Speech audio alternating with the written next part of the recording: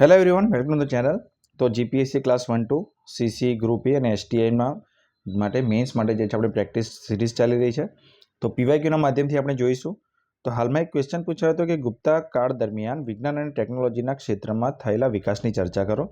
Discuss the development in the field of science and technology in Gupta period. તો Gupta period જે છે આપણા ટોપિકમાં છે સિલેબસમાં. ક્વેશ્ચન ફેરવીને એવી રીતે પૂછી શકાય છે કે ગુપ્તા પીરિયડને જે છે ગોલ્ડન એજ કેમ કહેવામાં આવે છે, તો પણ જે છે એનો આન્સર આ જ આવશે જે આપણે ડિસ્કસ કરીશું. મારા ટીમ વિશેની જાણકારી છે. UPSC interview class 1-2 3 time mains, DYSO mains, STI mains. આપણે એક ગ્રુપ છે ટેલિગ્રામ પર, જીપીએસસી ઇઝ ધ ફ્યુચર. તમને લિંક ડિસ્ક્રિપ્શન બોક્સમાં મળશે, તમે જોડાઈ શકો છો. જો તમે પર્સનલ મેન્ટરશિપ લેવા માંગતા હોય જીપીએસસી માટે, એસટીઆઈ માટે કે ગ્રુપ એ માટે સીસીના, તો 1000 પર મંથ છે. ડેલી તમને પ્રેક્ટિસ ક્વેશ્ચન આપવામાં આવશે, ઇવેલ્યુએશન કરી આપવામાં આવશે, 1-to-1 એડવાઇસ આપવામાં આવશે. અને ગુજરાતી અને ઇંગ્લિશ સબ્જેક્ટ પણ એમાં જે છે તમારા કવર થશે અને મીડિયમ પણ જે છે બંને કવર થઈ જશે. એના માટે તમે જીપીએસસી ઇઝ ધ ફ્યુચર ઉપર કોન્ટેક્ટ કરી શકો અથવા @ભાર્ગવ.govt ઉપર મને પર્સનલ મેસેજ ટેલિગ્રામ પર કરી શકો છો. તો જોઈએ કે ગુપ્તા પીરિયડ દરમિયાન જે છે સાયન્સ અને ટેકનોલોજીમાં જે છે શું ડેવલપમેન્ટ થયું હતું. તો ઇન્ટ્રોડક્શનની જો વાત કરીએ તેનો સમય લખી શકાય તો 320 to 550 ECનો સમય છે. એને ગોલ્ડન એજ ઓફ ઇન્ડિયા પણ કહેવામાં આવે છે. સિગ્નિફિકન્ટ એવિડન્સ જે છે કે સાયન્સ એન્ડ ટેકનોલોજીમાં એ વખતે સારો એવો જે છે વિકાસ થયો હતો.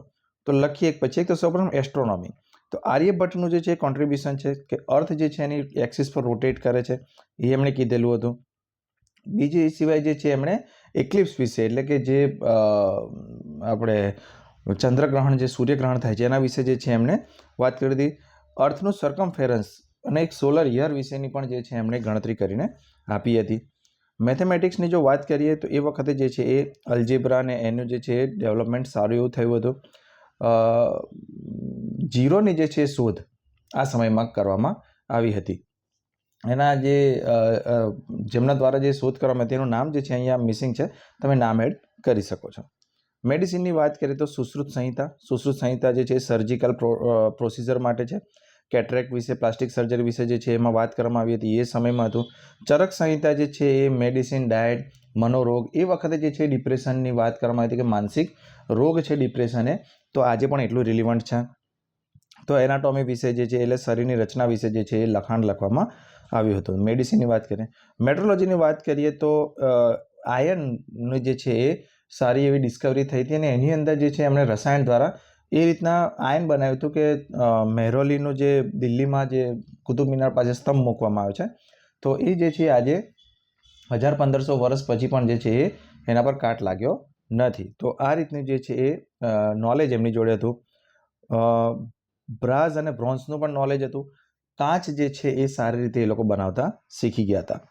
એન્જિનિયરિંગ અને આર્કિટેક્ચરની જો વાત કરીએ તો જે છે નાગારા સ્ટાઇલ ઓફ આર્કિટેક્ચર દ્રવિડિયન ટાઈમમાં શરૂ થયું હતું, જે મંદિર આર્કિટેક્ચર છે.